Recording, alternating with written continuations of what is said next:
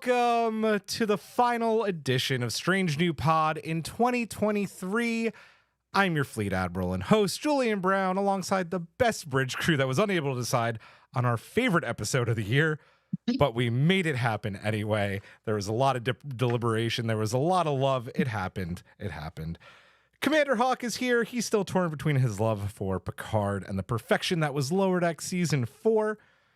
Hard choice. It is. It was a hard choice. It was a very hard choice. Captain Giraffe, you're here still writing your TED Talk about the lack of Romulans in 2023. Star Trek, cowards. Cowards. All of them. Yeah. All of them. I'll say which one I was going to say for Eric. Vice Admiral Eric couldn't make it tonight. He wasn't going to be back in time. So we wish him a happy new year, but we died alone on the musical Subspace Rhapsody Hill, putting that up for best episode of the year. Very alone. Happy New Year's Eve, Wayner says. It is New Year's Eve. Correct. Is MC channeling Commodore O? We'll answer that question. I smashed my glasses. Yep. Along with the face behind them. Yep. Hashtag not the Jadvash. Hashtag maybe. And speaking of Commander MC, instead of saying something silly, I'm just going to give you the start to the show here and tell a little bit of a story that is going to lead into our first episode of the new year. You have the con. Tell us what's going on. This is a very fun announcement. So last year, Giraffe told me about the Paramount mentorship program, which is something where they bring in a bunch of aspiring writers to mentor under, established writers, and a lot of them have ended up working for shows. So I applied for this, and as part of the application, you have to write a spec script for one of their currently running shows. So I wrote a spec script for Lower Decks. And now, unfortunately, I did not get selected. Boo. We all have Cowards, all our of them, theories. cowards. But because of that, I have a spec script for Lower Decks that is never going to see the light of day.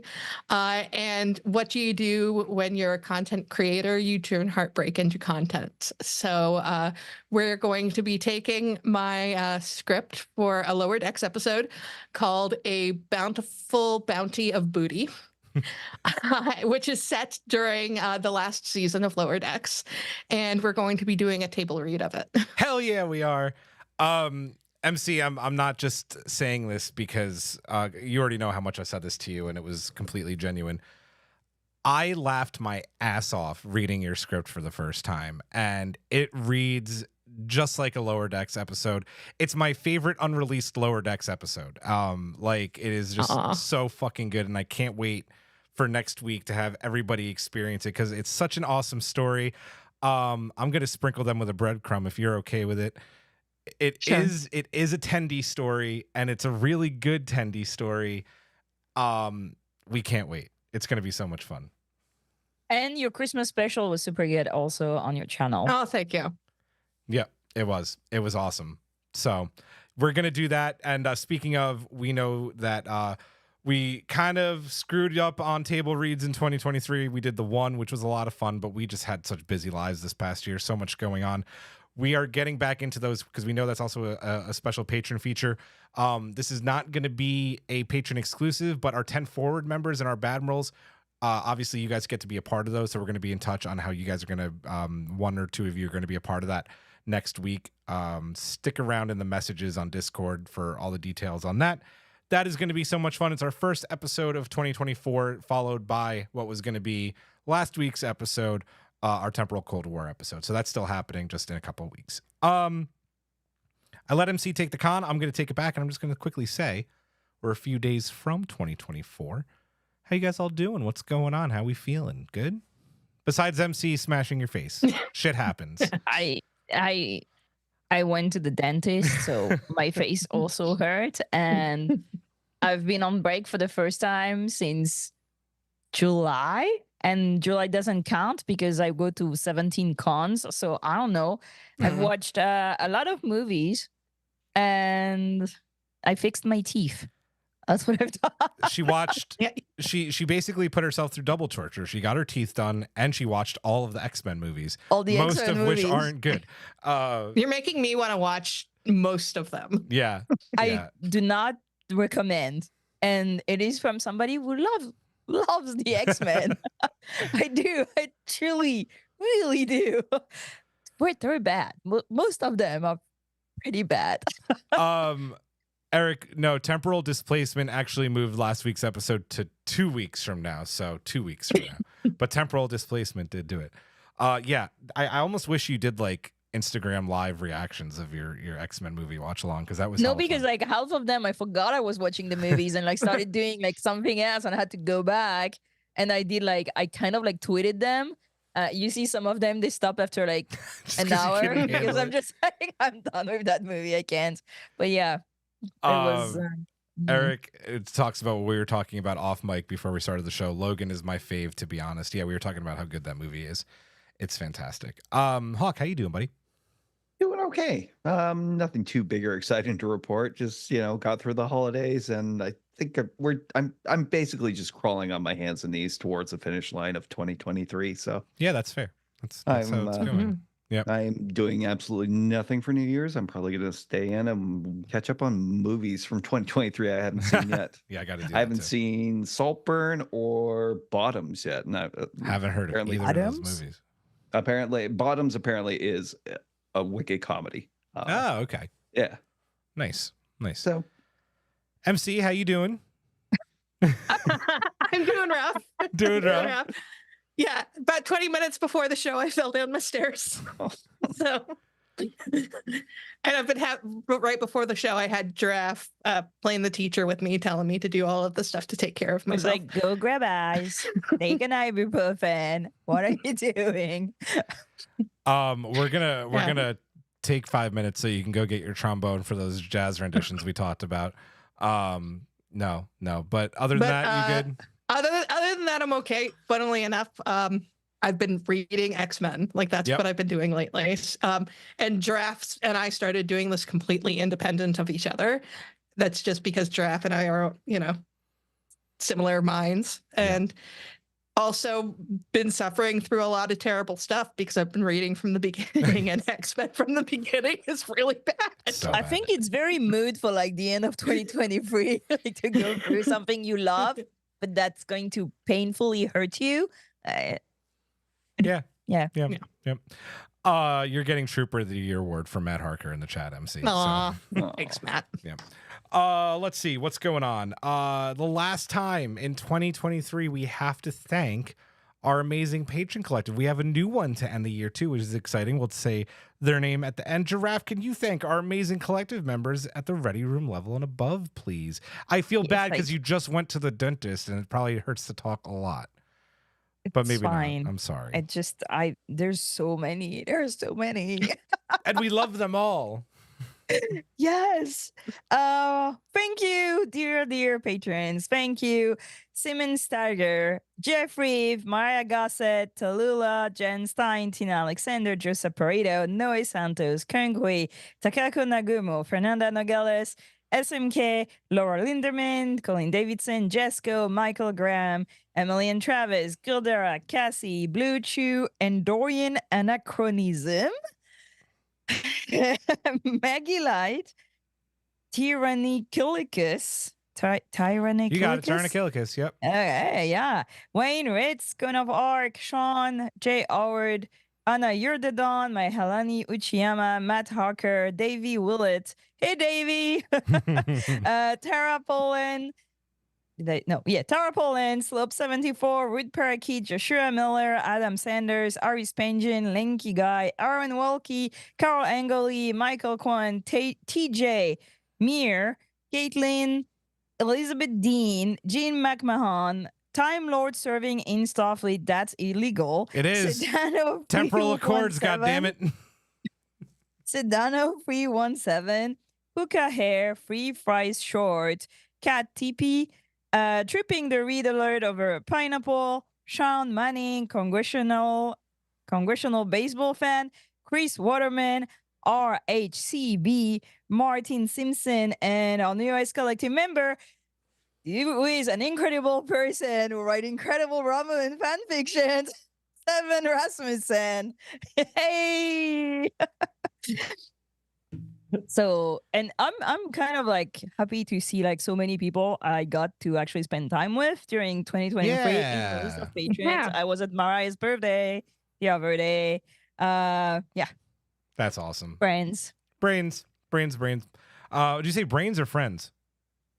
both. Both. Yeah, both. Both are good. Once. Would it be illegal for a Time Lord to serve in Starfleet after the 32nd century and outlaw and time travel? Like a Time Lord could, but he'd be barred, or she or them, from time traveling, correct? I don't know. Time Lords, do they even have temporal accords? I mean, the thing is, a Time Lord can only time travel if they have a TARDIS. Exactly. So, I mean, if they don't have a TARDIS, they're just some jackass who With can two change hearts. faces. Yeah, true. Good Also, point. there's rules to it, I remember, Mhm. as far as like how far back or where they could actually go in Fixed time. points in time and timey-wimey, wibbly-wobbly bullshit. And bow ties are cool. And bow ties are cool. So are fezzes. A big thanks also to our amazing executive producers, our Badmirals. You guys have kept the lights on for us all year. We truly mean that. Like, you're the reason, one of the main reasons that we get to order our end of year pins for all the patrons this year, which just got approved today. So those are going to ship very soon. Excuse me. Yeah, so a big thanks to you guys, Simon Steger, Commander Chris, the Chief, Ernesto Castagna, Chris Waterman, and of course, Tara Pollen. You guys rock. No, this is my new mic, but these are my new headphones, Matt. I got the brand new. Well, they're not brand new, but for me, they are. They are brand new. The brand isn't brand new. They were my Christmas present from Carrion Audio Technica studio headphones. I've wanted a pair since I had the short-lived radio gig. They're fantastic. I love them. Yeah, so let's get into some news before we get into our end of year extravaganza. Do we have any news? Anything, Giraffe? You tend to have news when you come on? No? I'm calling you out. I'll be at WonderCon. It's March. I Yep. have too many costumes to make. I don't know. No news. No? All right. Yeah. Greetings, everyone, the from Liz downtime. Kopik. Hi, Liz. Welcome. Hello. Hey, Liz. So if you haven't seen Twitter, or Aaron Walke's Twitter for that matter, Prodigy is kicking ass on Netflix. It released on Christmas. All we have to say is keep watching Prodigy. It's at number 9, I think, still on the US. It's number 1, kids, in Germany. Keep watching. Get them trending like to number 1 on Netflix. Let's make it happen. We had it on all day in the house. Cried again at the finale, as you do. I think like everybody I saw on Twitter was like, why am I getting so emotional? I've seen this episode 1,000 times. Yeah, so watch that. Don Power Ranger Power is in the chat. Welcome, Don. Good to see you. Heroes and Villains, our amazing sponsor. That happened for us in 2023.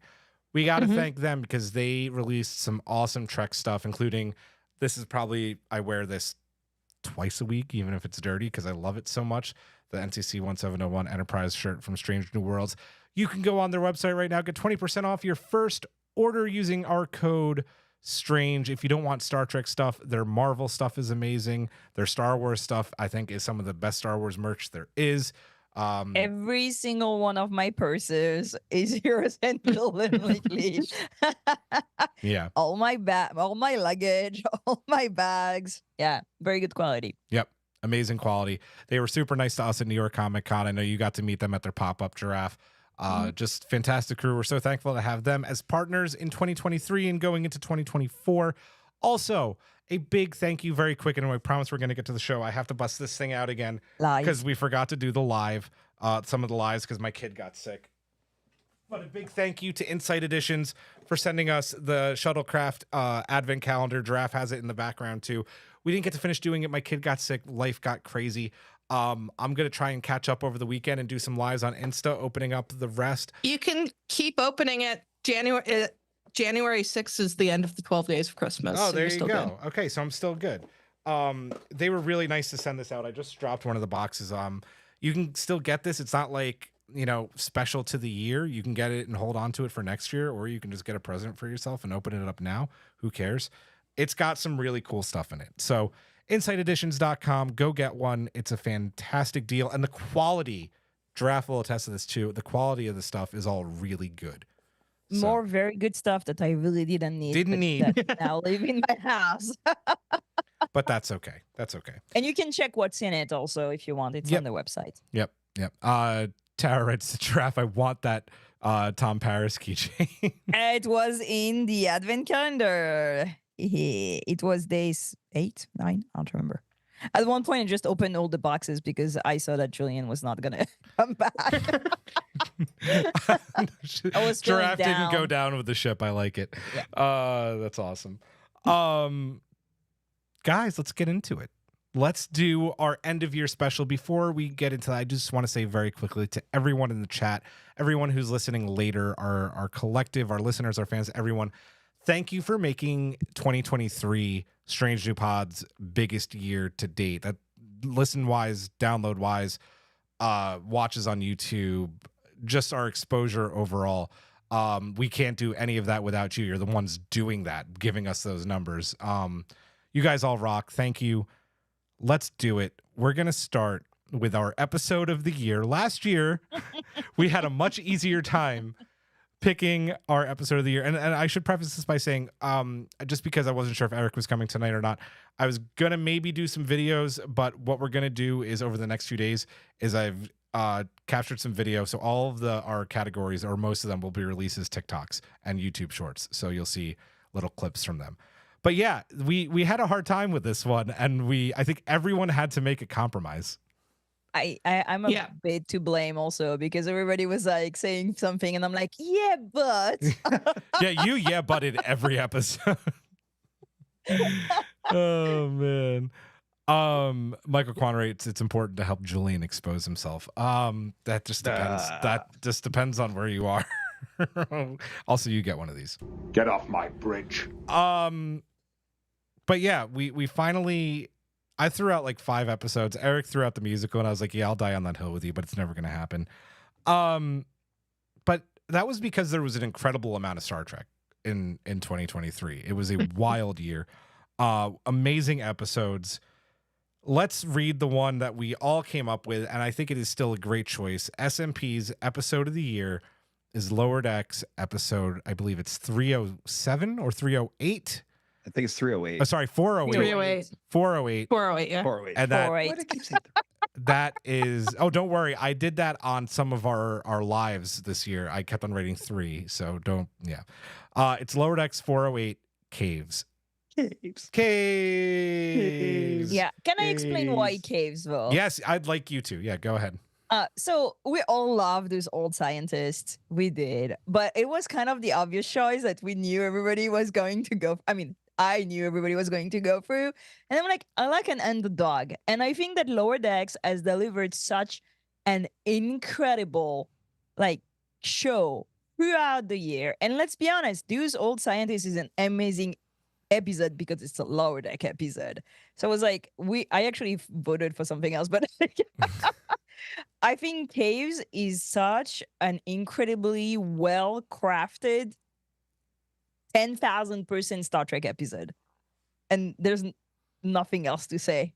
It is the most Star Trek-y of all the Star Trek episode this year.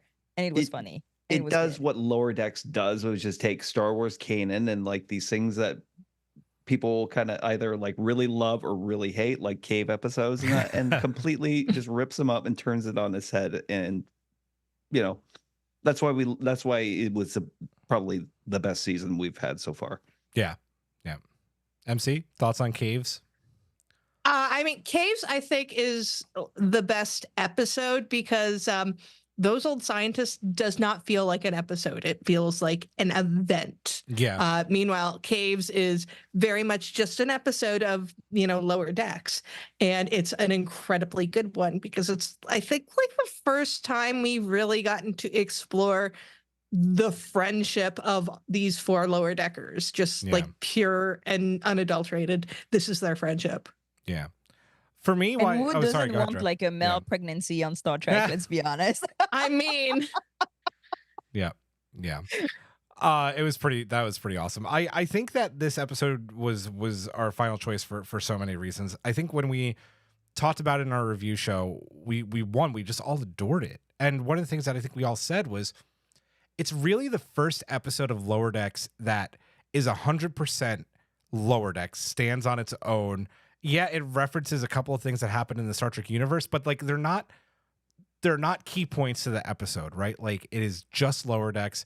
It's just them like really coming into their own with a really fun comedic episode that like it's kind of the culmination just of all of Lower Decks season 4, which we'll obviously be talking about a lot throughout the night. I mean, just an amazing episode of television. And again, I said this every time that we talked about this season last year. Like, this is one of the episodes that MC and Eric and I got to watch together, you know, so that also makes it hold a special place in our heart. Cause like it was the first time that we got to watch episodes, like almost all of us together. So it's just a fantastic And then we got to episode. watch it again on the big screen. On the big screen. Yep. Yeah. Yep. So Because they showed it at New York. they did. And it's just awesome. It's a fantastic episode. We couldn't do best episode because we had so many other choices without talking about some of our favorites, our personal favorites, and maybe why we would have chosen those instead. But we had to compromise and come up with one. It was a compromise. It was a okay? compromise. Yes. It was a It was compromise. like everybody loved this one. Yes. We Yep. all dressed up as Mark Twain. Okay. Yeah. Yeah. Or I do say so. I'll say. Oh man. Hawk, what were some of your choices that you maybe wanted to see us do for best episode of the season of the year? Ooh, tough one between Picard and everything. The Caves was great. I do have a little fondness for Tuvix myself. Gosh, I'm trying to think. Well, you were telling me about one off mic. Yeah. Oh, I was saving that for later. Oh, is it my turn to? Okay, it is. Oh, that's your favorite. That's your favorite moment of the year. Oh, well, I'll get into favorite I am moment. so Okay, so no, yeah, confused. this would be your favorite episode of the year. Oh, favorite episode, yes. Yeah. For me, it had to be Imposters from season 3 of Picard, and that's with the return of Ro Laren. Yeah. It was the most unexpected moment for me, because like I had no idea. You see Ro Laren turn up, and it's just like, wow. The tension and all of that episode and that with the changeling threat, not knowing if this was actually Ro Laren or if it was a changeling in that, and they threw out so many red herrings in that to try to throw you off the earring. You know, and it just, I think, as far as like just one compact episode in that throughout in that series, it was perfectly written, perfectly directed, and that I loved it. I know the death of Ro Laren was controversial, but this is Star Trek. No body, no death. Yep. Truth. Yeah. Even if you have a body. Yeah. Even if you have a body. Even if you have Yeah. a body, doesn't mean. And Terry has nothing. stated multiple times that they had to cut it for budget reasons, that Ro actually lived. So I'm just going with that she lived. Yeah. Yeah, but also if it's not in the episode, I know, but whatever. I don't care. He doesn't get credit for it. Just say it. Do you have any others that you wanted to talk about, or should I move on to Giraffe? I think move on. Giraffe, what was maybe your favorite episode that didn't make it to our favorite episode of the year? So, like, literally every single episode of Lower Decks was an internal struggle for me because I love every single one of them. I have no bone, but Yet I must flee. Yet I must flee. I love that episode just for the fact that we had not seen the fandom rally so much behind anything in Star Trek since Murph, I think. Yeah. And even Murph was kind of like niche, you know? Like the Moopsie just was everywhere in a second. And that's, you know, that's like the new Tribble. And that was great to me. I loved empathological fallacies. Because again, like the character exploration that we get into in Lower Decks is so good. And then I actually voted for something borrowed, something you green. Did. Same, because the character arcs and exploration and everything you learn about them and all that you go through with them is so good. And that's what I loved in Lower Decks. I have some episode in Strange New World that I love, like this old scientist and Ad Aspera per Astra. But the thing is, those old scientist is good because of Boimler and Mariner. So again, these characters exploration. And then I felt that Strange New World season 2 kind of fell short for me. So I was like, I can't really vote for an episode when like the season is not following behind, in my opinion. That's why I gave it all to Lower Decks. Every single one of them. That's fair. The finale was so good also. Yeah. The inner fight was an incredible episode. Like they just delivered an incredible So season of Giraffe's Star favorite Trek. episode of the year was Lower Deck season 4. Lower Decks. I mean, that's fair. But we settled on Cave because I think I said Yeah, from the logic, beginning it was my it was my favorite episode of the season. Like from the beginning, I've said that I really love the TOS vibe of it, and yeah, great work, Lower Decks people. Good job, everybody. Yep. It was hard for me not to go with Something Borrowed, Something Green with you because Tendi's my favorite and it's a great episode, but I just thought Caves was a little Girl bit power. It's hard. They were just both. All those episodes were amazing. Liz in the chat goes, I love so many Moopsie, Something Borrowed, Tuvixed. And Liz also says, my mom loved Something Borrowed. It's her favorite of the season. Matt just writes from those old scientists, which we're about to talk about, Riker, which was ad-libbed by Jack Quaid in that episode. MC, some of your choices that didn't make it, or maybe your favorite of this season or the year. Sorry. I mean, my absolute favorite was those old scientists, which I mean, obviously everybody wants to talk about. I did compromise on it because I mean, I could see I wasn't going to be winning the fight on it. But I mean, as I do agree with Giraffe that what makes that episode good is Boimler and Mariner. But that still means it's a great episode. Yeah. And I mean, and I say this as somebody who did have quite a few issues with Strange New World season 2. Yeah. But I'm other than that, all of the episodes that I think that I really loved have been mentioned so far. Ad Aspera per Aspera, Something Borrowed, Something Green. I will love anything that gives focus on Tendi. The Inner Fight was so freaking great. Tomorrow and Tomorrow and Tomorrow. I'm actually shocked was that's not still expecting it. I'm shocked that's what we didn't go with for our compromise. Good episode. I mean, I'm not surprised. It's good. Yeah. In it. Yeah, it's just the first time someone had to convince me to give an episode a 10. Toronto. So that was a fun episode to review. Yeah, it gave my hometown some love in Star Trek. Yeah. Good choices. For me, it was No Win Scenario from Picard season 3. That episode was just fantastic. Directed masterfully by Jonathan Frakes, acted masterfully by Jonathan Frakes, acted masterfully by Todd Stashwick.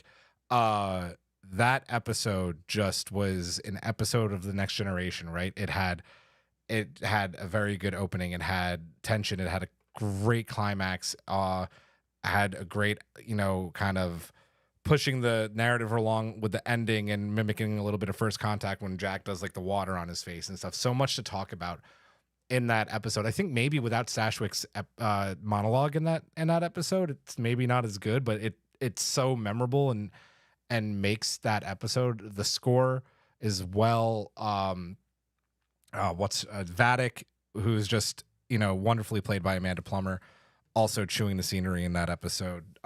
So much to love. It's just so good. I would say, man, I think we all had our own separate issues with Strange New World season 4, but I adored the musical. I adored those old scientists, and I got the poster from J.J. Lindell of Ad Aspera per Aspera, which is just a banger of an episode. So many good choices. Eric Summers, honestly keep forgetting how much is packed into No Win Scenario. It's a good episode. It's fantastic. That's enough from us. We'll finish it with our series of the year, which I'm guessing you can all kind of figure out by now already. But we will get to that at the end of the show. But we're good. Which one? I think the very short track. Oh yeah, that was Giraffe's favorite of the entire year, maybe the entire Star My Trek fab. decade. Oh man. But I mean, let's give some credit to was Holograms All the Way Down by our friend Aaron Walke. That one was actually really good. Yeah. One. I know it's a very bad track record, but that one was actually really good. And again, I'm here for bad episodes. It was not bad. It was like cringe. Anyway, When we eventually do our bad reviews episode, we could add those into there too, where we read our bad reviews of the I pod. don't know. And They're also... gonna make me angry. They make me angry. Oh do. man. Let's go. Oh, did I miss something in the chat? David and Jay, who, by the way, that's David, who we interviewed last week, was fantastic, a good friend of the pod. I can't be biased and say what's my favorite episode. Yes, you can. We know. Yes, You can. You absolutely I'm can. biased all the time. Yeah, he was in. He was in Under the Cloak of War, so it's his favorite episode. Like, of course it is. You were in the episode. How could it not be? Like, and yeah. Let's get into our collective choice awards. That came from all of you that voted on our Twitter polls. Twitter also voting in those polls got a lot of votes. So these aren't just like, 30 people. It's a pretty good, number of Trek Twitter people that voted. So I would say it's a good representation of how the Trek collective as a whole was going this year. We're going to go first with an episode we were just talking about. The Trek collective episode of the year is, do I have a drum roll on here? Do I? Yeah, we'll do yours. There it is. Those Old Scientists by, I think it was A Long Shot. Listen, it's a great episode. It's fantastic. Does anybody else have things they want to talk about it before we move on to the next award? It gives love for two shows. Yeah. Yeah. Yep. We And knew what you were gonna vote. Yeah. Trek Twitter. We knew. Yeah. Yep. Like, it's a wonderful episode. And I did like, what I loved it in that was the contrast, but I think we pointed it out in that, like, how the perceptions of lower deckers and that, and like the perceptions of the strange new worlds crew and that, and how vastly different they were in that episode. And it just kind of shows you even Star Trek had a long way to go as far as growth. Loved it. Yeah. I really liked Anson's acting in this episode, just a lot of his exasperated looks at these guys just constantly breaking the rules. But every now and then Boims would say something like, and really nice hair, and he'd have that kind of blushy moment and then realize fuck, you did it, stop trying to get on my good side. He was so good in this episode. I was just rewatching the Orion Hurricane scene where Ortega's like, I like you. You're the good kind of bad influence. There's so much to love in this episode. It's not a shock that this one episode of the year. Yeah. And especially seeing Tawny Newsome and Jack Quaid and that, and they kicked ass in live action versions of their animated characters. Yep. So I screwed up and forgot to do something at the beginning of the show because I had to get I was running late. So I had our Strange New World Steelbook giveaway on here to do next, but I actually haven't gone through the chat and seen who all is here. So if someone, as we continue to go, can do that, I'll get to that in a couple of more votes. We're just doing a giveaway based on who's in the YouTube chat. It could be someone from the pod. Tell me if you're going to do it for me, or someone in the chat. If you want to make a list of everyone in the chat and DM me or send me a text message. I see only 2 people on the chat, so I don't know. There's a lot of people chatting. We will do that giveaway in a few minutes. Yeah. So with that, MC, we're gonna go to you. What was, before we get to our next category, what was not your favorite episode, but your favorite Trek moment of the year? Moopsie. Yeah. I mean, I the episode was okay. The episode was okay, but if Moopsie was not in there, the episode would have just been kind of your regular Lower Decks episode. And as Giraffe said, never has the Star Trek fandom just so immediately connected. I mean, I think even the Tribbles took a while to catch on, but Moopsie, it was overnight. And of course, I also have personal reasons for really enjoying Moopsie. Well, Right. yeah. I Of had course. lunch with the voice of the Moopsie. I'm just gonna say that. I'm just gonna That's brag a little awesome. bit. Nice. Humble brag. Oh man. I love Moopsie. I love Moopsie. And I love having a Moopsie. So yeah, awesome. Let's see, what do we have next? Our best actor of the year for 2023. And that went to Mr. Todd Stashwick from Picard season 3. So just he was awesome. He's a meme now. He's like immortalized by No. So, there's that for him, the amazing monologue. I think it's well deserved. Anything that you guys want to add to Todd Stashwick getting actor of the year? It's too bad he get killed. I know. Like I was like, I know. leave him alone so we can have like maybe a spin-off or something. But I get it. I get it. Yeah. He was It is what it great. is. And you Great in never the really role. did. Fun interview too. I liked him. He was. Very He was fun really interview. Yep. It was a pleasure to I- have him on the show. He had an uphill battle for me. Yeah. Just because of like I hated him in the beginning, just him dead naming Seven, and it ended up working in the end. So Yep. It did. I It liked did. him from the beginning. I was the only one. I was like, that guy is right. I liked Get him there out too. of my ship. You and I were texting about. I binged all of 12 Monkeys before Picard season 3 because I loved what I saw from the trailer, and there's my love for Todd Stashwick right there. So, did he really? We never know. I mean, he got shot pretty well, Fernanda. Like blaster to the chest. We saw the life come out And of then a his bunch body, of Borg. and then a like- bunch of Borg. Don't Yeah, come back from this. yeah. I mean, a bunch of Borg, like Borg tech, like I'm just saying that if Star Trek Legacy does happen, I think that they'll find a way. It's gonna Life be. finds a way. It's gonna be awkward when he maybe comes knocking for the captain's seat again. Oh. And if he does, no, that's 7 ship. God damn it. Period. End of story. I didn't see anybody volunteer to make the list, so I'm trying to do it while I go. I did. Oh, you did? It's in our chat. Oh, you rock. Never mind. Okay, cool. You rock. While I get this together, MC, can you take the next category while I get this giveaway together? The next category is the best character of the year, which is a hotly contested category because, wow, there are so many good characters. But we went with the one and the only Beckett Mariner. Whoop, whoop. Yep. Trek Collective voted for Beckett. Yep. A big year for Mariner. Oh, yeah, definitely. I'm so Um, glad they just really went somewhere with Beckett because at some point during like season 3, I was like, we're never gonna know. We're never gonna know what's going on with her.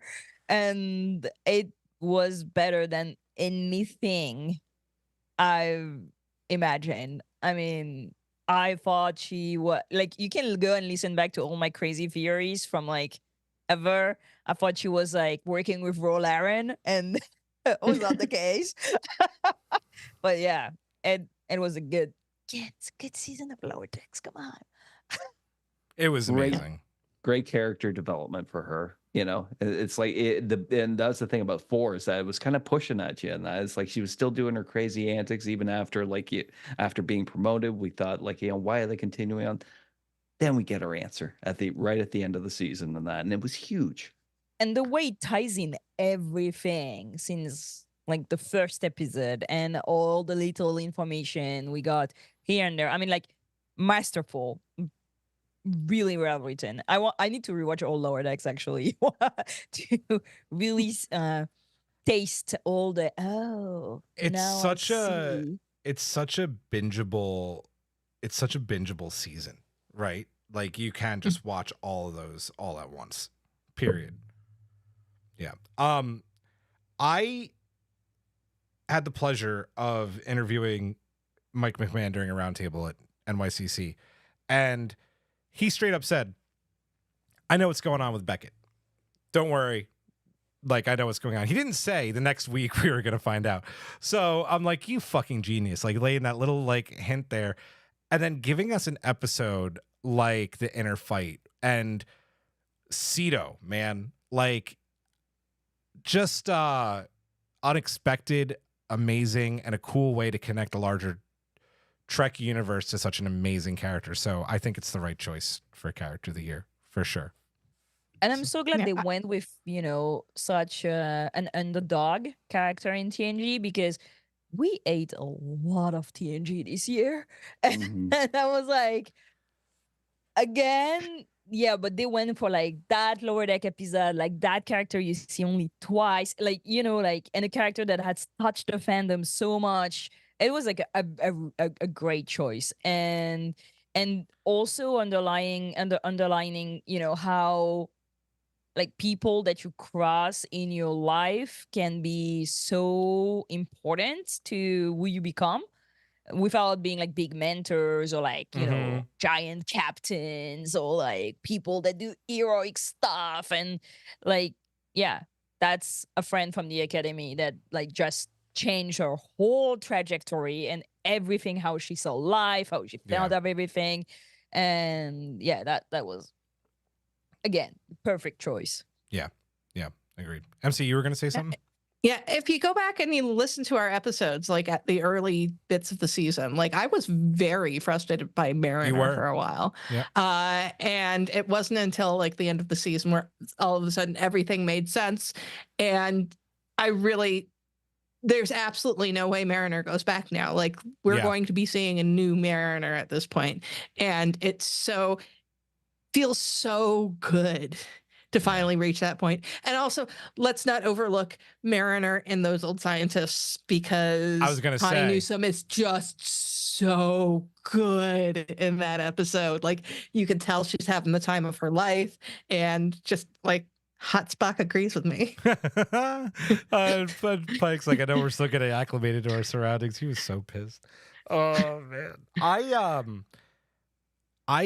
mean, I know I already talked about it, but like those old scientists too. I mean, I think like definitely added to this. Like, I also think post this season, going to season 5, I don't care if it's not in there for the past 4 seasons, retcon Mariner having a nose ring, since Tawny had to wear her stud in those old scientists, because I just think it's something Mariner would do anyway. So like, why the fuck not? Give Mariner a nose ring. And it's the future. You don't have like to keep it on like for a year or stuff like that. You can like just like, fix it. Yeah, Like, exactly. Yep. Invisible jewelry. Yeah. Hey, Yeah. hollow jewelry. Boom. Done. Before we get to our next category, I do have the list from the chat. We will use this list again, minus the person who wins, for our Funko giveaway later. But right now, we are going to give away a steelbook copy of Strange New Worlds Season 2 4K Ultra HD. It also, you can see it's very thick because it's got the 4 magnets, so you could put whoever you want. Well, not whoever you want, but Uhura, Chapel, Spock, and Number 1 are the other alternate covers, and you could put them on. There's also a Subspace Rhapsody poster in here, and the special features are amazing. So we are giving away this right now. I have the wheel ready, so I don't know why the sound didn't work. I'm sorry. I'm making all the sounds today. Suspense. I'm going to re-roll because this person who won, and I'll keep it anonymous, has won a lot of things in contests this year, so I think they'll understand. I won't say, just in case they say no. We're going to go Give me again. all the prizes. I like that you totally didn't have to say that. But I'm like, going to say it anyway, so people know. The winner of our Strange New Worlds Season 2 Steelbook is Eric Summers. Congratulations. Yay! Nice one. Eric. Congratulations. And yeah, DM us your info on either Twitter or wherever. I think you're also on our Discord. So DM us. We will get you the info there. Congratulations to you. Dabo, Liz says. Yes, Dabo. I'll try and have the sound on for our last giveaway later. Let me get them off of here so they're not in the next one. That should have been easier to do, but I forgot to hit the button. Okay. It's not a Rubik's Cube. It's not. It's not a Rubik's Cube. Yeah, do you want It's people to keep Romulan guessing? things. It's Yeah. a Romulan prop from Picard Season 1. Yep. Kapla, Rubik's Eric. Yes, Cube. congrats. where are we? We are on Giraffe. Your favorite Yes. Star Trek moment of the year. Holy shit. And what I did forget to Um, preface, this doesn't even have to be from like an episode, right? Like this could just be like a convention moment, a friend moment, like something you did, or from the shows, whatever you want. I had a lot of very good Star Trek moments this year, to be honest. A lot of them. So it's difficult. My favorite, I think, I think learning that Prodigy got a new home and that we're gonna be able to see season 2, maybe at one point. Like that really gave me hope. Like the whole Star Trek Save Star Trek Prodigy thing was so wild. Like they rented a plane. Like people went all in. And again, I love Star Trek, but I love fandoms Yeah. more than anything. And that's why I love conventions. I like, like meeting people. And I think that Star Trek fandom had a lot of up and downs this year, a lot of ups and a lot of downs. And it was good to see people actually rally for the show and for the people who make this show Yeah. and have it, find a new home. So yeah, I think that was my favorite moment. Lovely. And Learning that, we're gonna see that season 2. Yeah. I have to give a big shout out again. They were in our chat during our wants and don't wants episodes, but Captain Meg, who on Twitter was like, I think the biggest name, like tweeting everything and getting the word out there to save Star Trek Prodigy. It's like one of the biggest reasons that it's coming back. She was amazing, really leading the charge there. So thank you, and thanks to all of the Star Trek community that we're getting season 2. And judging by how much people are watching it on fucking Netflix right now, maybe season 3, 4, 5, 6, 7, and 3 movies. You never. And I even got a popcorn bowl. You got a popcorn bowl. That's right. My prized possession. Yep. Yep. Yep. Can I just say my answer would have been totally different if I knew it wasn't Well, like go- episode specific? Go again. Say your I have say to your go other one. episode specific. No, I no, can no, do you it. didn't. You No, you didn't. dorks. No. Oh, You dorks. Because aw. I joined the podcast this year, and that is, I think, probably the most impactful thing in Star Trek that happened to me this year. So yeah, I was Oh, I joining the love that. pod. Well, it has been awesome to have you on. I love it. And it has been a pleasure. Relatedly, Eric writes, and I think we all need to talk about this because we talked a lot about it on the pod. Definitely want to give the fans props for supporting the WGA and SAG-AFTRA strikes this year. Abso-fucking-lutely. Like 100%. The fans were more respectful than some of the actors this year. Mhm. Not naming names, Let's but not tell me talk when about I'm this telling anymore. lies. Yeah. Just had to throw that one out there. I'm going to talk about that actually a little bit more later. Let's get to our best actress of the year. Giraffe, I'm going to hand this one to you. Is it Tawny Newsom? It is I'm gonna Tawny say- Newsom. It's Tawny Newsom. I didn't even open the outline. I was like, Yeah. fuck, I don't have the outline. Then I was like, if they dare to vote for anybody else, I will overturn the vote anyway. So I Yeah. don't care. I don't care. I do what I want. Tawny Newsom was impeccable this year, let's be honest. And in Lower Decks, I mean, I say every day, what up, party people? Literally to every room I enter now. And in those old scientists, I mean, the range she showed. Now she's writing also for the Academy show. So yeah, I want to see. Did they renew Space Force? I don't think they thought have. it got canceled. I think it's Got canceled. canceled? Yeah. Yeah. Well, go watch Space Force. The first season is very The good. I didn't watch the season also. second, but I Yeah. watched the first. Yeah. I watched a couple episodes of the second. Yeah. but- So yeah. Let's go, party people. Congratulations to Tawny. I think she's also like such a fan sweetheart. Like everybody loves her. She's so cool at convention. Yeah. She's always bringing the party. So yeah. Tawny is the reason, not just this year, but all years since she first did it in season 1, where like the sarcastic Vulcan salute has become like my thing. It's what I do now. Tawny's amazing. She was amazing in Lower Decks season 4. She was amazing in those old scientists. I don't really know what else needs to be said. I mean, obviously you guys can say stuff, but I can't really add to it because just go watch Lower Decks and Strange New Worlds, and you'll see why. She had an amazing year from the Cedo speech alone. So,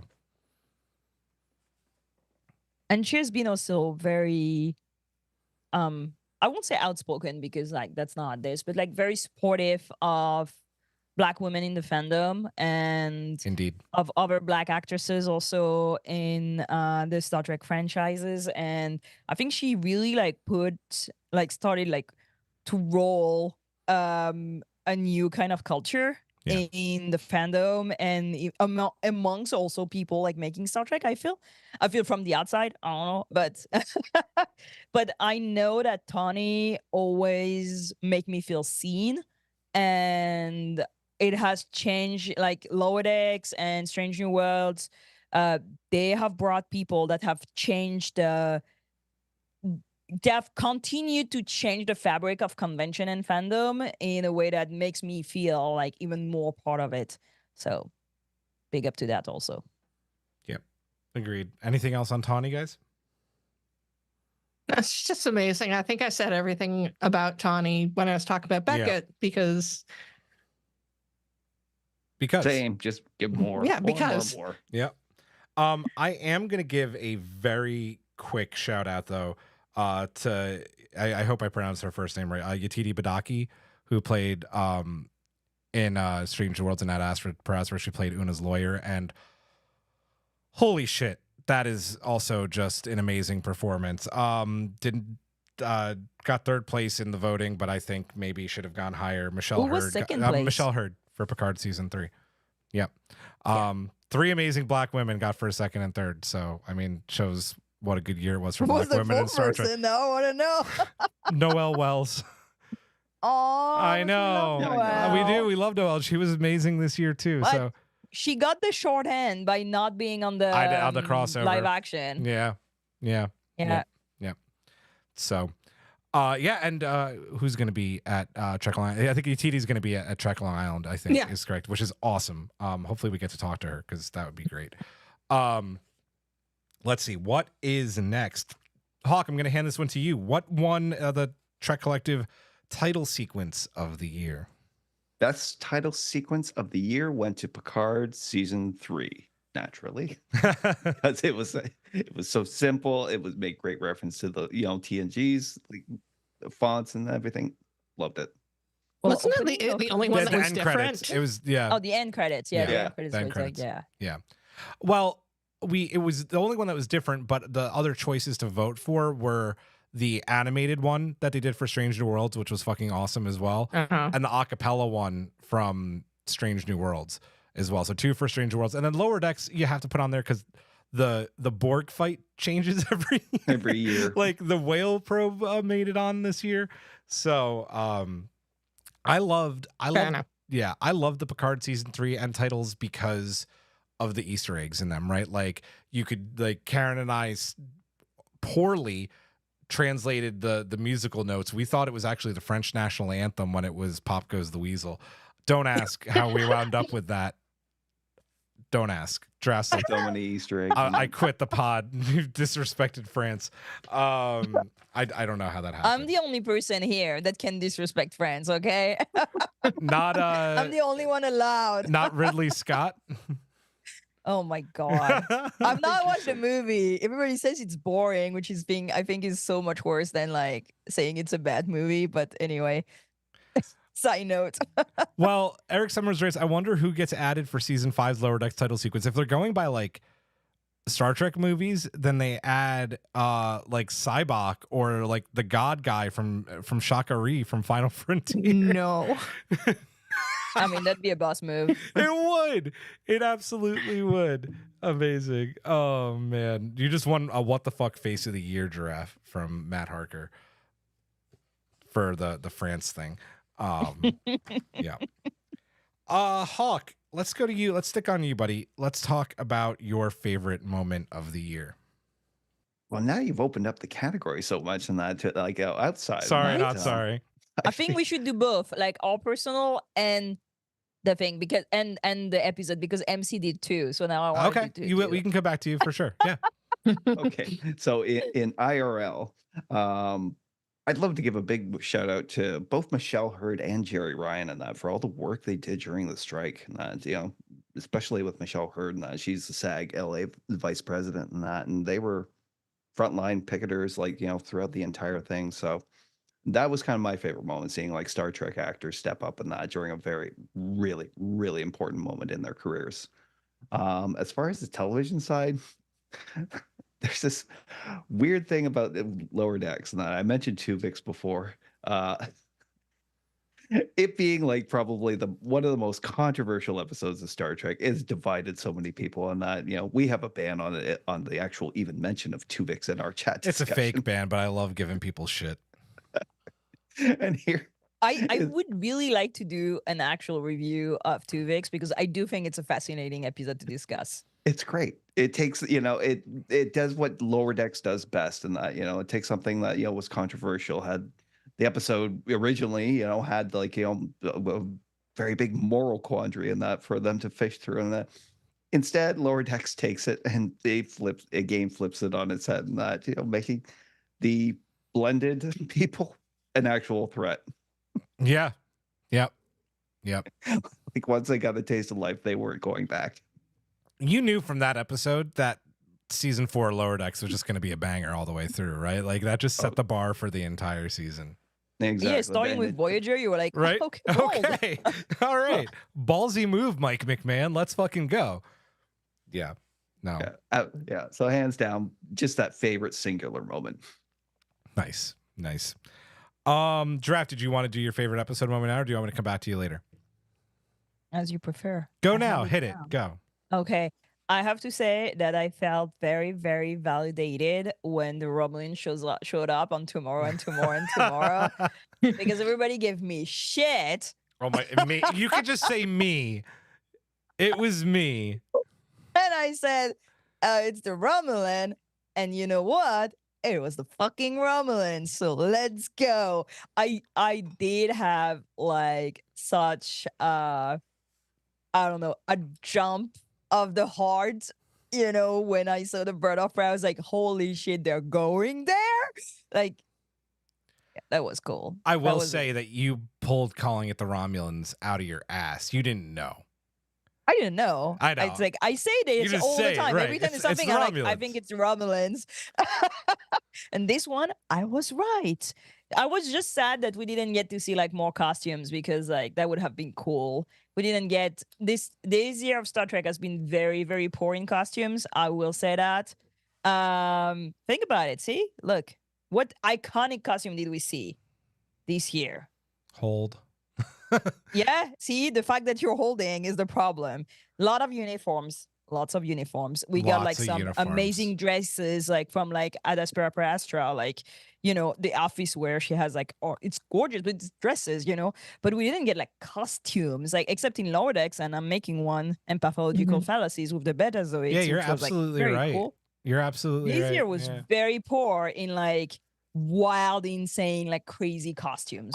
I will give a shout out to Bernadette for her amazing kind of like blend of TOS, TNG, or motion picture Klingon, because that looked the Klingons fucking were cool. amazing. Yeah.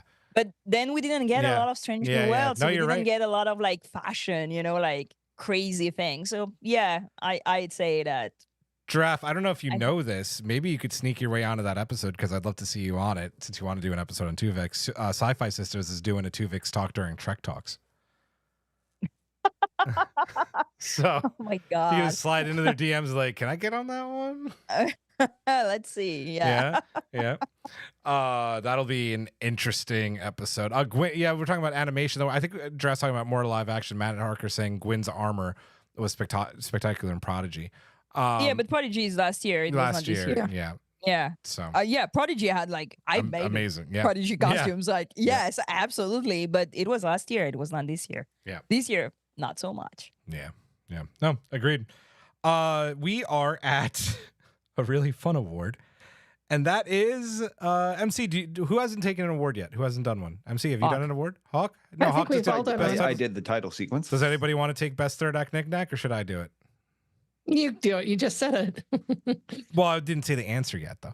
The best third act Knick Knack for 2023 was Data taking control of the Titan. Now, this is interesting and could be contested if you want to say. The I'm gonna vote contest ended. it. The vote ended tied between this and Tendi making deals.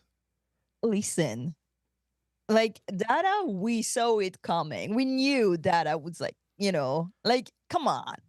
But that Tendi was really third act Knick Knack. Like, the third act Knick Knack is like the guy was like, you don't expect he's gonna start like shooting in the crowd. Like, Well- like being like, purr, purr, purr, purr, purr, purr, like big muscle. Like, I get it, and I agree with you. At the same time, like, you saw Data coming back, right? Like, that was obvious, but you didn't see him all of a sudden like going full Hal from 2001 and taking over the ship and like ejecting people out of the ship. Like, I thought that was a pretty baller I move. don't really remember I know what happens on I Picard know, season I know 3. you don't. I'm know. gonna say something that I'm gonna regret, but I need to watch all Picard, I think.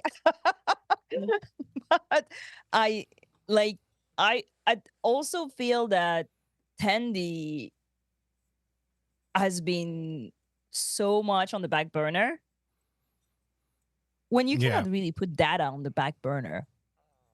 Oh, excuse me. Yeah. Yeah. No? I don't know. I feel like Data was on the like back. He didn't really show up till like he showed up and was like not animated really until like past mid season, and then he only becomes Data in episode 308, I think. So that's like third act. But I actually Third feel act like Knick that's Knack. actually an argument against him being third act Knick Knack, because Knick Knack is around for the entire Okay, season fair. and just Right. unassuming. Ooh, yeah. Right. That's what I meant. She said it way better. Okay. No, that's a good point. That's a good point. That's what I mean. It's like it's the unassuming guy. I mean, like, look at Knick Knack. Like, you don't expect Knick Knack to have like 17 arms and start punching his way through a brick. Right. Right. I kind of Mhm. low-key expect it from Data to do something crazy, like I mean, to save the ship and like take things into his own hands and like save the crew. I think that Tendi, for me, we knew from the beginning that there was something. Right. The mistress of the Bye, what Fernanda. is it? Happy New Year. the Sorry, Jeff. winter, Mistress of the Winter Winter Constellation. Constellation. Yeah, but to see her in full action was so Right. cool. Yeah. Like the end of the season when she just look of like this. The look, Look at her I'm getting that eyes. I got printed. this. I'm getting that printed for whenever I get to meet her in person to sign, because that's just an awesome shot. I think there's an argument for both. I love Data going kind of full madman, like, because he also had a bit of lore in him. True. I loved. I mean, listen, Tendi's my new favorite Star Trek character. That finale was amazing with her. I can't wait for season 5. The other choice was Scotty. There weren't like, you can't really do a third act Knick Knack for Strange New Worlds because it's episodic. So he was in the third act and he kind of saved the day a little bit. So Scotty Miracle Worker, but I don't think you could really vote for him.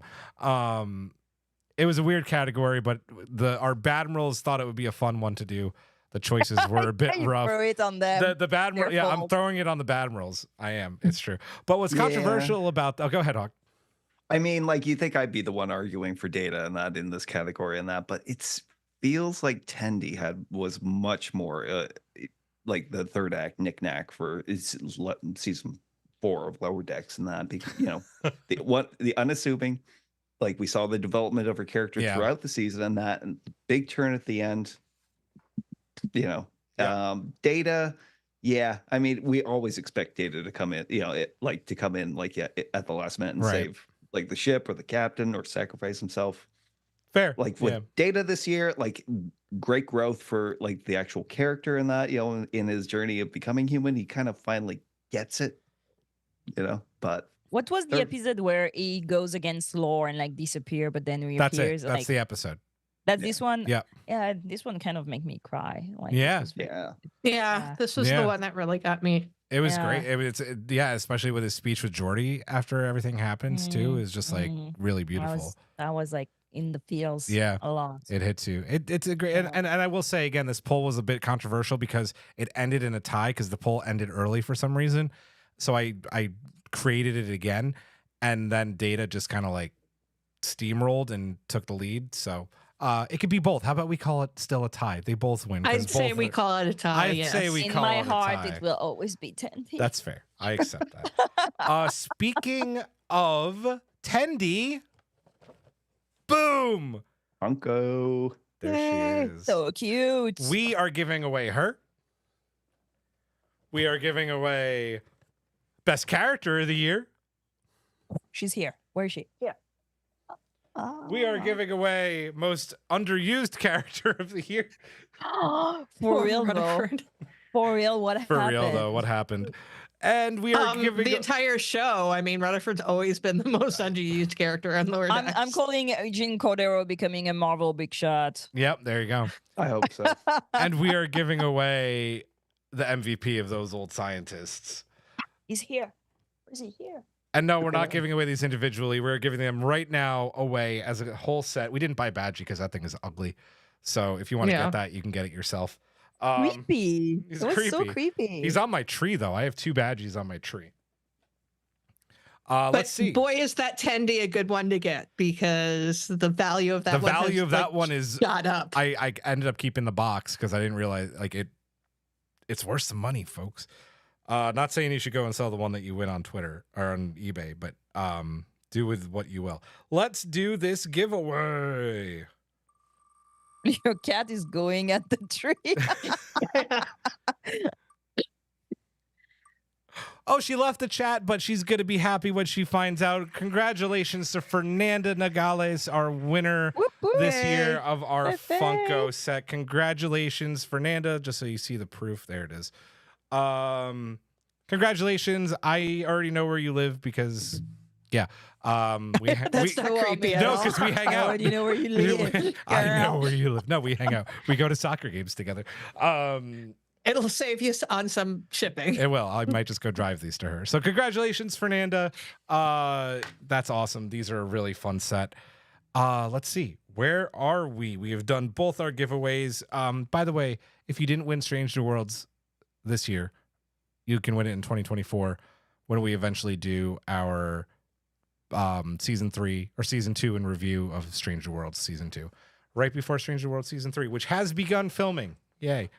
I lost my place. I'll do my I think That your is ads are it, favorite. your I'm next gonna- one is your favorite I'm moment. gonna do mine after we do collective best series of the year before we do our best series. Who wants to read best series of the year? I feel like Hawk, you should do it. I think so. Collective best series of the year is voted by you, the patrons. No, and no, no. and Twitter, the internet, everybody. and Twitter and everybody. Picard season 3. Yep. Numbers wise, this was the one that was most voted on. And to get the places, which I don't agree with, Star Trek Picard Gonna won do with that. 50% of the vote. Strange New Worlds got second place, 29% of the vote. And Lower Decks third place with 21% of the vote, which False, wrong. Very wrong, folks. Wrong. Very wrong. Picard I can agree with, but Stranger World season 2. Season. I mean, like, regardless of like what kind of Star Trek you like or not, I think that what makes it for me is how steady a season delivers. And I mean, we got 10 perfect episodes in Lower Decks, like no notes. Right, I mean, right. which Yeah. I have notes for the others. I know. Yeah. But I like them. I mean, it's Star Trek. I like Star Yeah. Trek. Like whatever I bitch about, like I like it more than like watching anything else. So, but yeah. Mm. Here's the deal. And I think it's important to say this. I was going to vote for, and we're going to talk about this in a second, but I'm just going to say this now anyway. I was going to vote for Lower Decks season 4, no matter what, as my series of the year, because for a variety of reasons. But I also thought that, in my opinion, Picard was a perfect season with some flaws. Like, it's amazing. I think it deserves to win the collective's choice. I mean, we raved about it. Me and Hawk, Eric. I know that you guys have reasons for not liking some of it, some of which I agree with. But it united, and also controversially, some assholes and bad characters along the way too. But it united a lot of the fandom in a really interesting way too. So, I think it's deserving, you know. And I think it's also, I feel like you can't ask for a better send off after. Even though Giraffe and I like Nemesis, you know, it's a better send off than the Nemesis. So they get their fairy tale ending, and I think that was really important. Yeah, and I mean, like, it had a lot of strikes against it, and not going into it, and that It did. we had 2 seasons. You know, like, really, you know, it's amazing that it got a 3rd season that after the end of the second one. I could have easily just said, nah, not buying it, but once we saw the trailer, I was hooked again. And again, it is not a perfect season in that. There are problems in that, plot wise, you know, underuse of characters and that, what they did with some characters. But overall, for the 12-year-old me who, you know, first saw this series, and that, you know, having it bookend like this was, you know, more than I could have asked for from the series. Yeah. Really. And I'm not gonna say anymore because you said exactly what I would have said. So yeah, 100% agree. Yep. Anything else on Picard season 3? I think it finally gave people what they really wanted from Picard when they first heard about it. Because let's face it, when people first heard about Picard, they wanted a continuation of TNG. Yep. And they didn't get it, and it was frustrating. So finally getting it, it was, you know, kind of that relief of finally being able to, as you said, have a proper send-off for these characters that we didn't really get in Nemesis. Yeah. The happy ending, though, I mean, it was just the ending of All Good Things over again, but, you know. But it was My so point nice. is that, like, I it loved fell it. short, you know, it fell short on, like, a lot of the characters. Like, Diana was not Underused. great. Yep. I agree. Agreed. Beverly even was not great. They were just here to be moms, and for me that was heartbreaking, you Yeah. know. And Mhm. and the other thing is that as much as I'm happy when, like, the fandom gets together around a Moopsie, Picard season 3 broke the fandom, like, broke it. And we saw very, very ugly things coming out of it that none of the other show really brought out. That's so fair. I'm Yeah. Mhm. like, we can't have nice things, guys.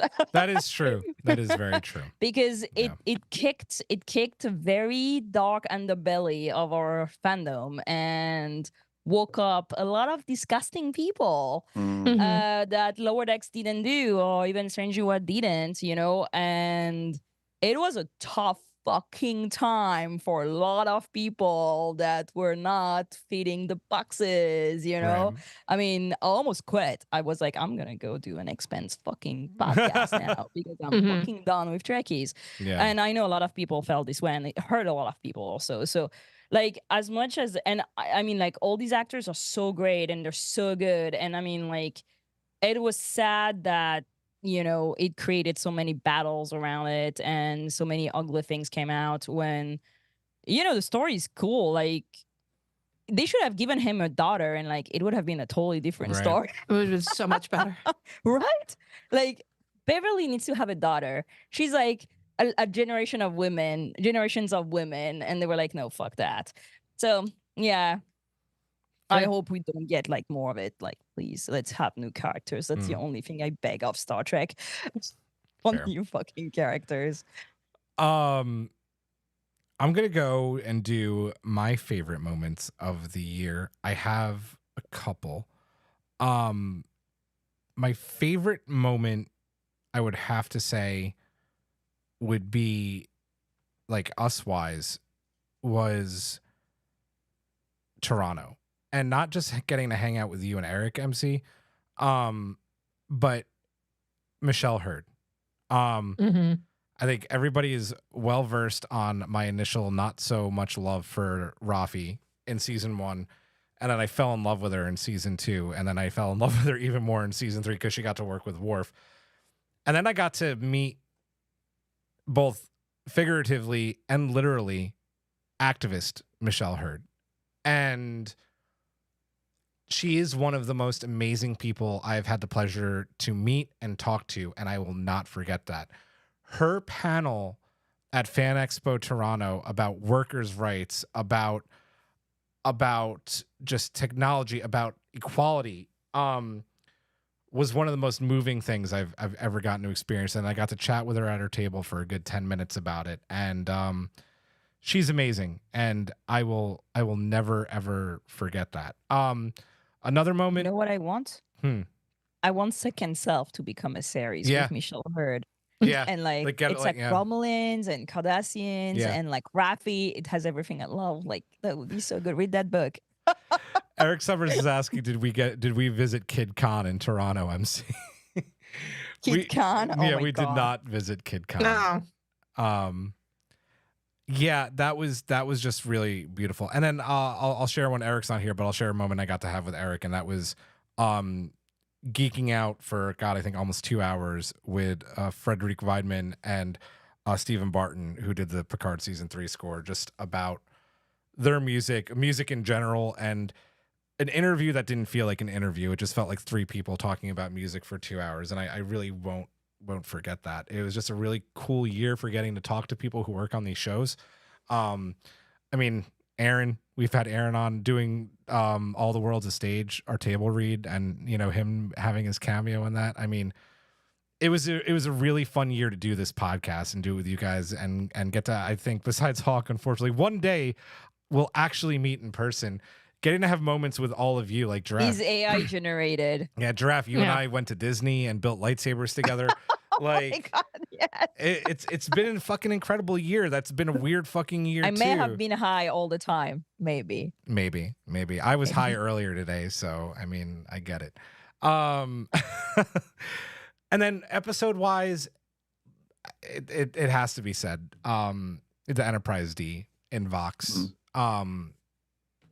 It just opened up a lot of moments. I'm not going to go into it. If you want to hear all the reasons why that's important to me, self-promotion, go listen to our review of episode 309 of Picard. There's video of me crying. It's I just realized I have something for you that I forgot to send you. You forgot to go to the post office? Speaking of Enterprise D, You go to the post office? You go to the post I had office? this thing, but Jillian, I don't know where it is, but it's pretty cool. Oh. But I have it somewhere. Oh, okay. Good Okay. talk. Good talk. Yeah. So yeah. That just was a huge moment for me. It was beautiful. I'm never gonna forget about it. And that leads us to Strange New Pod's best series of 2023. It goes without saying, Lower Decks season 4. Who wants to talk about it? Oh, go ahead. Hawk? No, you. You said give it to me. Yeah, again. I think I spoke for an hour about how good this season was, and I saw a lot of people on the Trek Twitter complaining that we don't have filler episode anymore. And I am a sucker for a good filler episode, like 24 episodes, and like half of them are like Mask and Threshold and Sub Raza. And these one become cult and people cosplay them, and we argue about Tuvix, and these are the ones that stuck in a way that the great ones don't stuck. I mean, they're stuck also, but they're stuck in a different way, right? And I feel that because we have such like short seasons now, because they cut so much money, we have sacrificed these sci-fi episode to capitalism, basically. We don't have these like inane episode that we're trying new things, right? And I feel like even Strange New World had a lot of like rehashed like ideas and stories that we've seen so many things in Star Trek. Lower Decks went such a way that every single episode had like absolutely dumb shit that I love, and at the same time made me think, and at the same time grew the characters and made me feel like I was part of the crew. And I don't think the other series managed to do that because they use legacy characters also, so we're like already attached to them, like by de facto, you know. Yeah. And they have to go like these plots, and you have like to fight the Gorns, and you have to fight the Borg, and like you're always like in like these like in grievous dangers, and I miss, you know, what we had in Discovery, just this moment with the crew and like getting to know them and seeing them grow and their love stories and these things. So I do think that Lower Decks has fed me, like as a fan, like these like little like, you know, moments of the crew that are not always fighting some terrible evil or running for their lives or, you know, scared for themselves, but at the same time also a little bit. So yeah. I do think it was a perfect season of Trek. Yeah. No notes. On the YouTube chat side, Dodon Ranger Power Race, I agree. Lower Decks season 4 is my #1 current Star Trek show of 2023. Honorable mention: the final season of Picard. #2 season of Strange New Worlds. Who else wants to talk about Lower Decks season 4? I mean, I said it for every single review. I was like, every single episode this season is a banger. And just looking at the episode list, I was like, okay, which one is my least favorite episode? Okay, it's that one. Oh, even that one I didn't hate. That one, you know, it was, you know, like I think it was probably A Few Badgies More is the one that was like my least favorite, and even that one, that was fine. It was a fine episode. It's one that I would definitely watch again. Like I would watch the entire. It's such an easy season to binge. It goes down smooth. I mean, we were saying that Rutherford was not well used this season. He's never well used, but they do give him some stuff. Like he got a nemesis this season. So he had some good stuff with Boimler. What was his name? Livik. The revelation about the pockets in the pants. Revelation about the pockets. And it paid really nice homage to like all of like the Berman Braga era Star Trek, because of course we had Tuvix with Voyager, we had the Ferengi episode, which was some great Deep Space Nine stuff, and then TNG with the Inner Fight, and getting to see like right before the first duty episode, like come on. Nick Locarno was our fucking bad guy this season. Yeah. Just think about that. Nick Locarno, of all people, was our big bad this season. Like, no one had that on their bingo list. And he was a good big bad. I liked it. He was good, yeah. People are talking about Gandalf in the background being a little shit right now. As you can see, he's fine. He's fine. While you were doing your thing, he was just like, it was adorable. Oh, I know. Hawk, go ahead.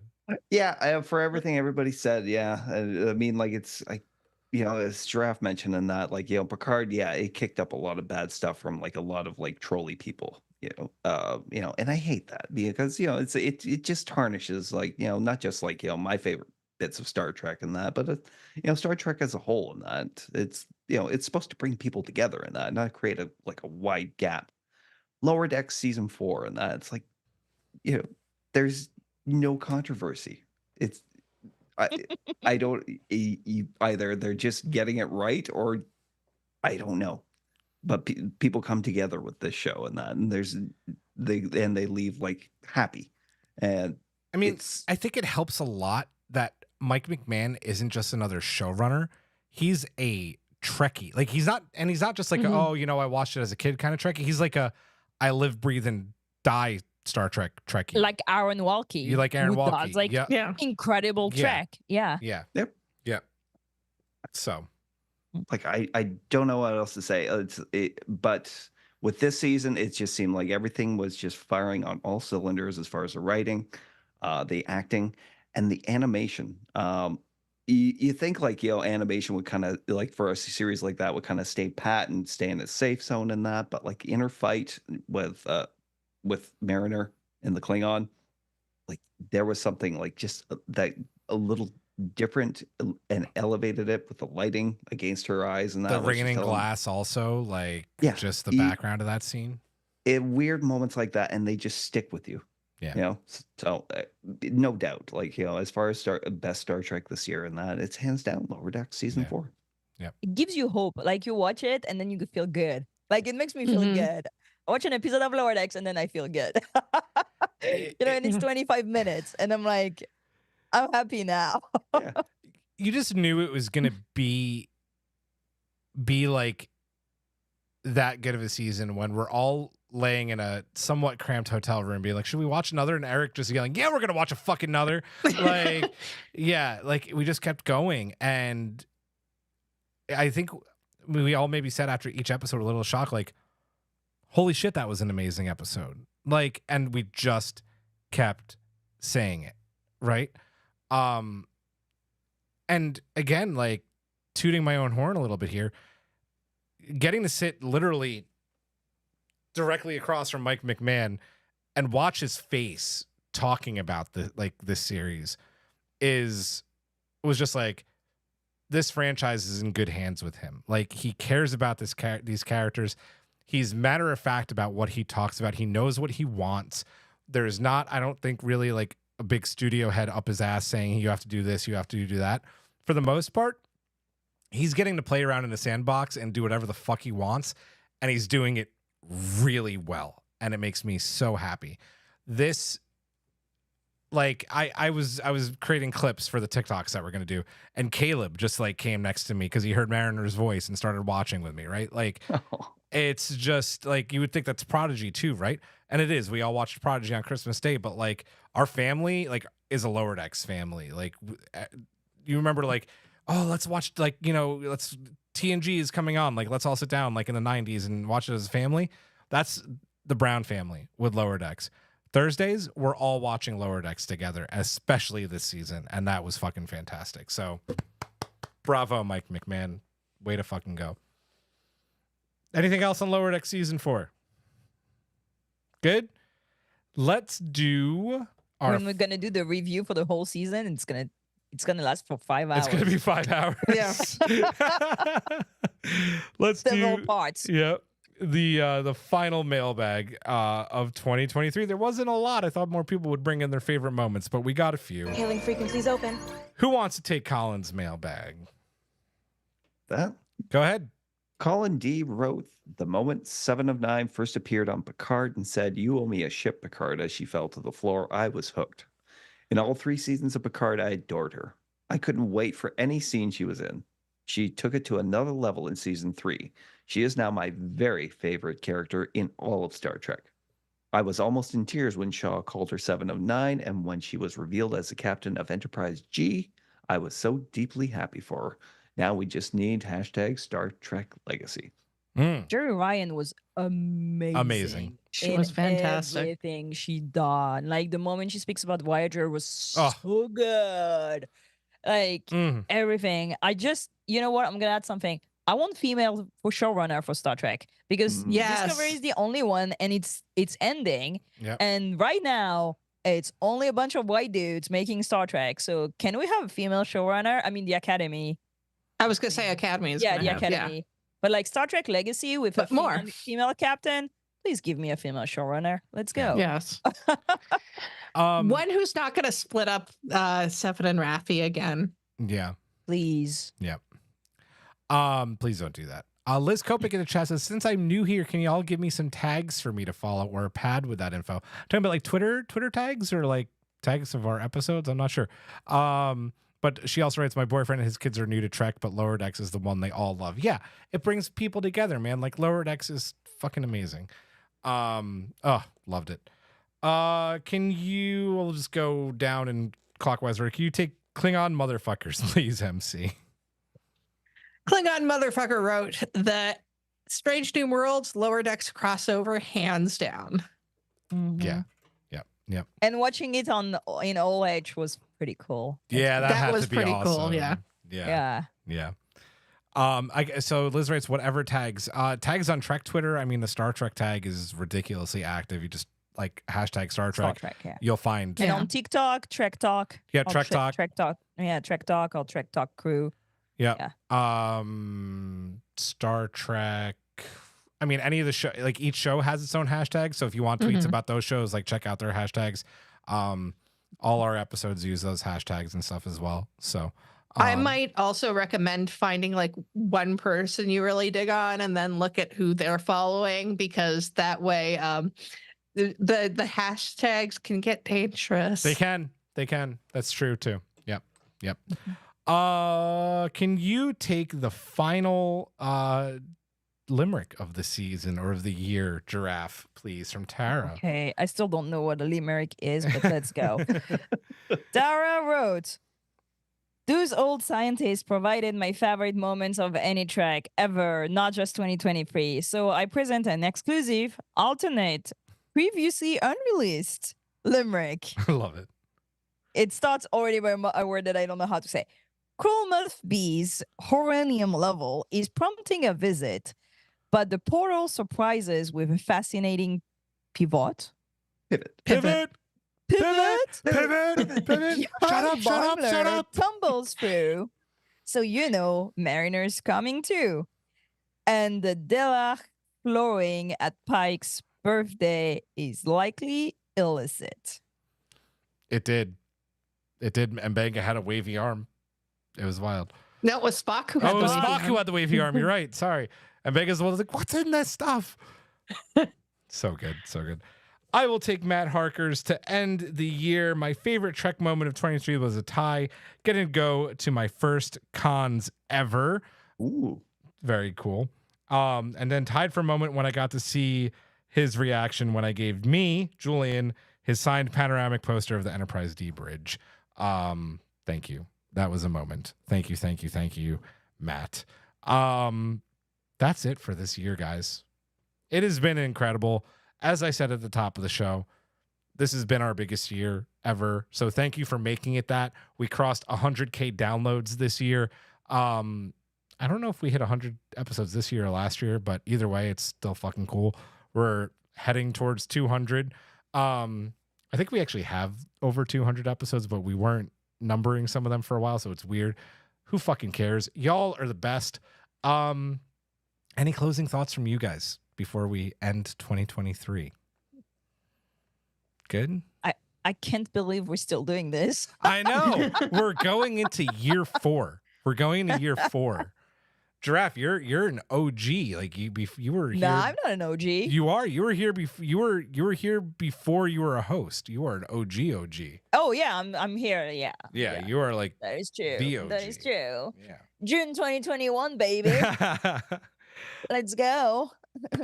So I just want to say thank you once again to all of you. We can't wait for 2024.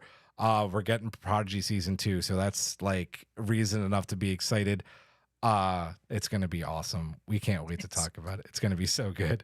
So I will say Happy New Year. Thank you again for Hawk, for Giraffe, for MC, for Eric, who was unable to be here tonight, but we'll see you in 2024. I am Julian. Live long and prosper. Sarcastic Vulcan salute. Majram, and good night.